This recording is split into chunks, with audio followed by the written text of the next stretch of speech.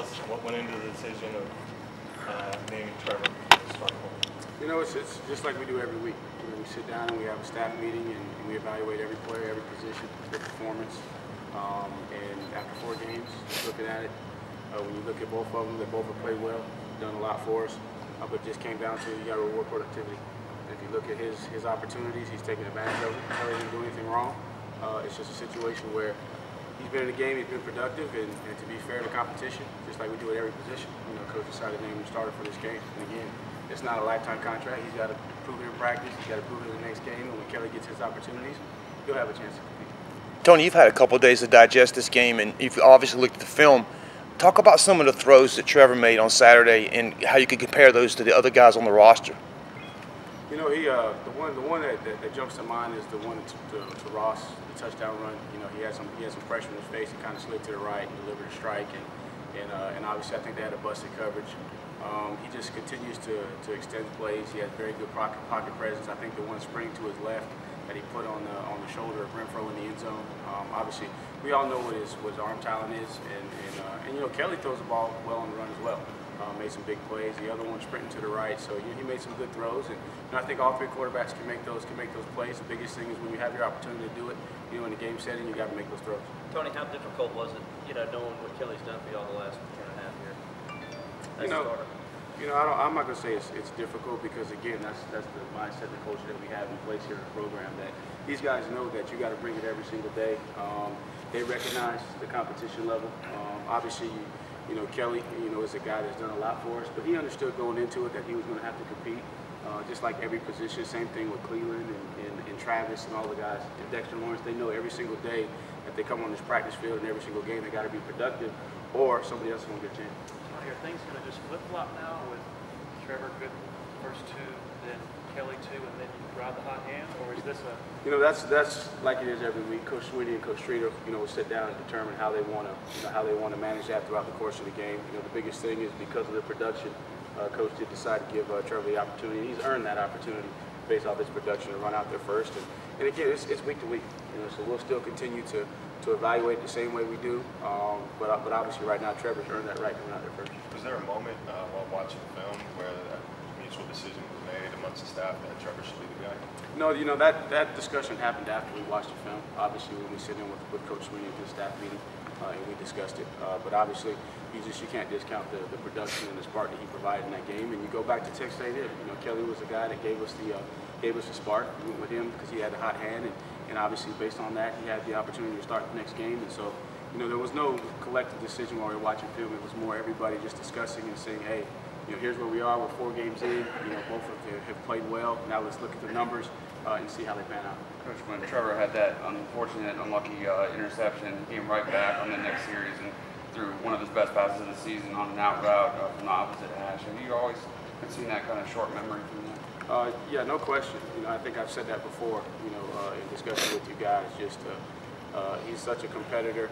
He's his biggest critic, and he has that ability that some guys don't have, just to shake it off and go to the next. And I think that's what makes it special because he has that confidence, knowing that he can make every throw. And just to clarify that was really Travis's fault. We were trying to run a little screen to him. He didn't get enough of the defensive end.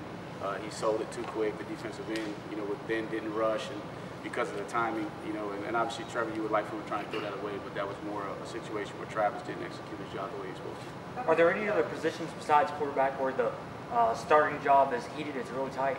You know, Travis is a guy, and I think Taven now is playing at a very high level, you know, back-to-back games. And, you know, Taven's a guy I've always had a challenge. I'm really proud of him because now, you know, you're starting to see that demeanor every single day in practice, and you're seeing him be productive in the game.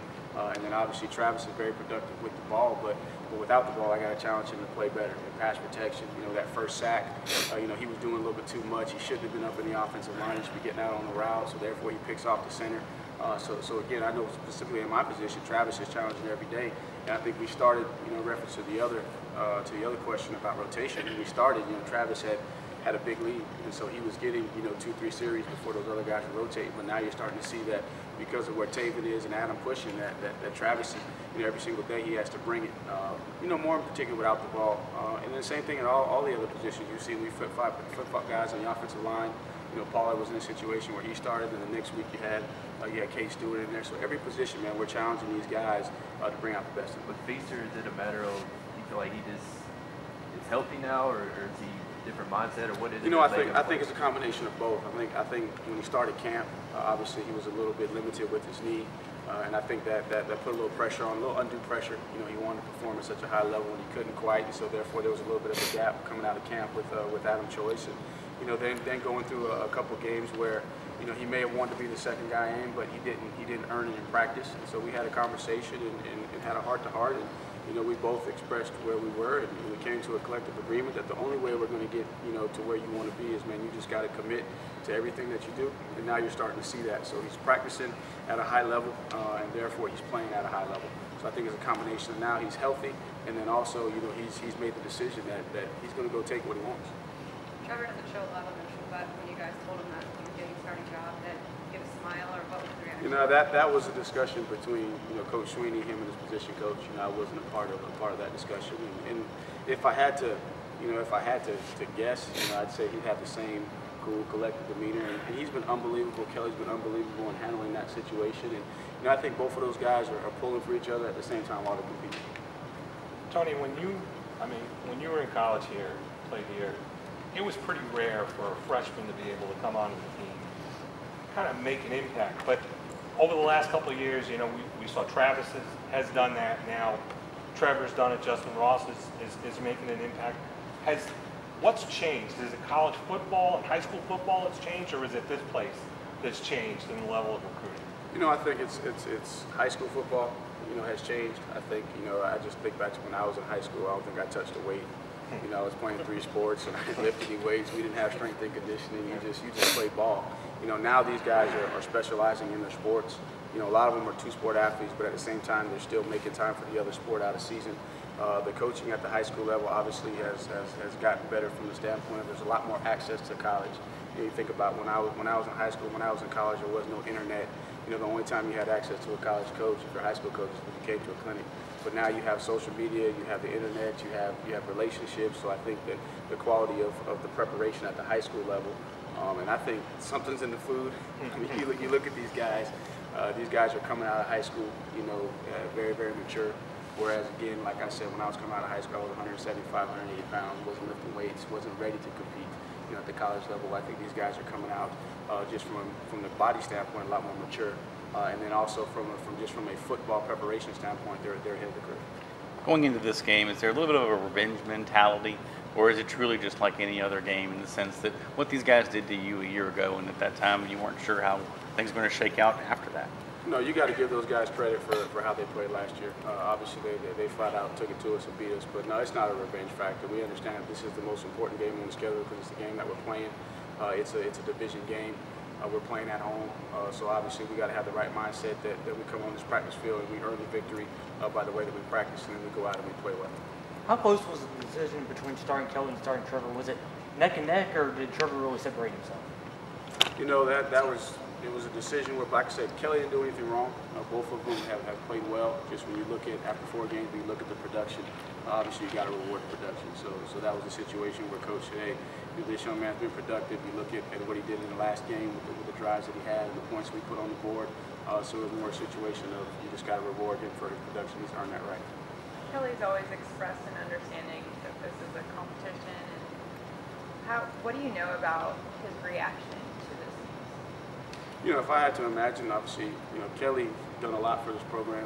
He's an unbelievable young man. He's overcome a lot of adversity. He's put everything that he had into being the starting quarterback. And again, this is just this week. So obviously, I know that he's probably disappointed because he knows that he's a leader on his team. His guys look up to him, but he also understands that competition, and he knows that. And I think he trusts the process with the coaches that we're going to be fair and we're going to reward the guys that deserve the opportunities. Coach, you had tremendous balance on offense these last couple of weeks. Only 23 yards or less separated passing and rushing yards. How much of a luxury is that? How much easier does that make your play calling when the opponent knows that you're multidimensional? I think that it allows us to put pressure and take what's there. I think when we're at our best offensively, we take what they give us. And so if they're going to sit back and give us a six-man box, then we got to be able to run the football. And then when they decide that they want to come up and try and stop the run, then it opens up the play action. So I think it gives us the ability to attack and take advantage of